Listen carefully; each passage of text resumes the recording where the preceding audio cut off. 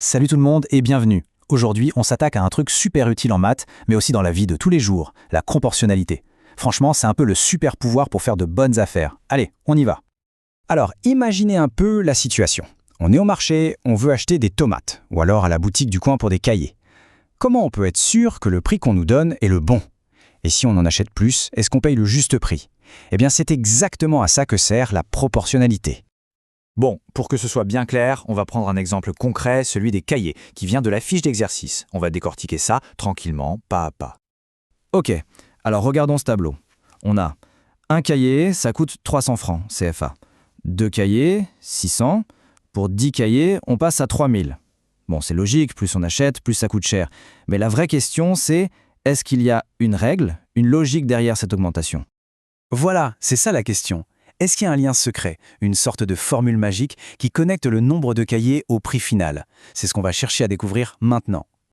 Et là, attention, on arrive au mot-clé de toute l'histoire, le coefficient de proportionnalité. Oula, ça a l'air super compliqué dit comme ça, mais en vrai, c'est super simple. C'est tout bêtement le prix pour une seule truc, un seul article. C'est vraiment la base de tout, le point de départ. Et donc, pour nos cahiers, ce fameux coefficient, c'est 300. Pourquoi 300? Parce que c'est le prix d'une seule cahier, tout simplement. Une fois qu'on a ce chiffre, 300, on a la clé qui va nous permettre de tout calculer. Et voilà notre règle d'or, notre formule magique si on veut. Le prix, c'est toujours 300 multiplié par le nombre de cahiers. On vérifie? Allez, 300 fois 5 cahiers, ça fait 1500, c'est bien ça. 300 fois 10, 3000, ça marche à tous les coups. Voilà, c'est exactement ça, une situation de proportionnalité. Impeccable. Maintenant qu'on a bien pigé le principe, il est temps de passer à la pratique. On prend le premier exercice de la fiche, celui avec les tomates au marché. Allez, on le fait ensemble. Alors voici le nouveau tableau. D'un côté, le poids des tomates en kilos et de l'autre, le prix. La question qu'on nous pose, elle est double. Primo, est-ce que c'est bien une situation de proportionnalité? Et deuxio, si c'est oui, c'est quoi le coefficient?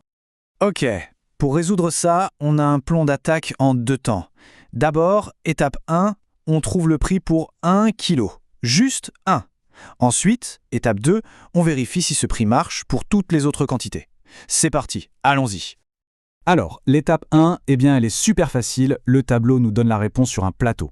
Regardez, pour 1 kg, le prix c'est 400 francs CFA.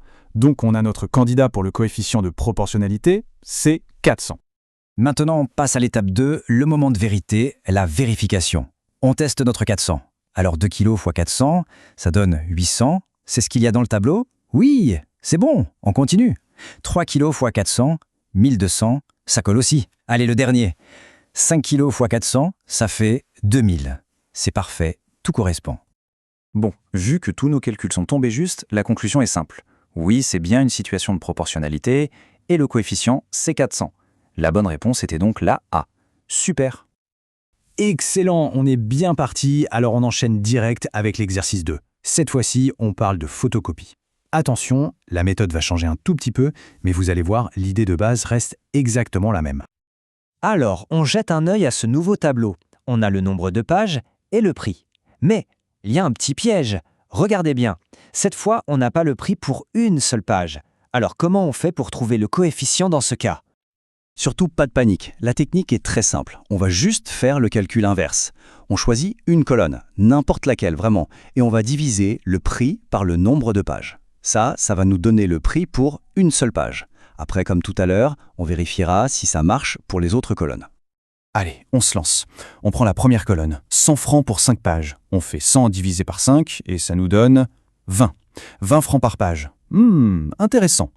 Pour être bien sûr, on fait le test avec la deuxième colonne. 200 francs pour 10 pages. 200 divisé par 10, ça fait aussi 20. C'est parfait, ça se confirme. Et voilà, on l'a, notre fameux coefficient de proportionnalité, c'est 20. Le prix pour une seule et unique photocopie, c'est 20 francs CFA. C'est notre nouvelle clé pour cet exercice. Donc la conclusion est claire, oui, c'est bien proportionnel et le prix à la page est de 20 francs. Ce qui veut dire que la bonne réponse, c'est la B. Encore une fois, excellent travail. Bon, on a bien avancé, on a fait les 2 premiers exemples ensemble. Maintenant, c'est le moment de se lancer. Il est temps de mettre sa casquette de détective des maths. Alors, quelles sont les prochaines missions qui attendent sur la fiche? Il y a une histoire de sachet d'eau, un problème sur un trajet en djebaka et même une recette de bouillie. Chaque exercice est une nouvelle petite enquête. S'il y a vraiment une chose à retenir de tout ça, c'est la suivante. Le secret, le point le plus important dans la proportionnalité, c'est de toujours trouver la valeur pour 1. Le prix d'un sachet, le coût pour 1 kilomètre, la farine pour une personne. C'est vraiment la clé qui déverrouille tout le reste. Et voilà, on l'a bien vu. La proportionnalité, c'est pas juste un truc de maths pour l'école. On la trouve au marché, dans les transports, quand on fait la cuisine. Bref, elle est partout autour de nous. Le vrai défi, en fait, il commence maintenant. Est-ce qu'on arrivera à la repérer dans la vie de tous les jours ? Le défi est lancé.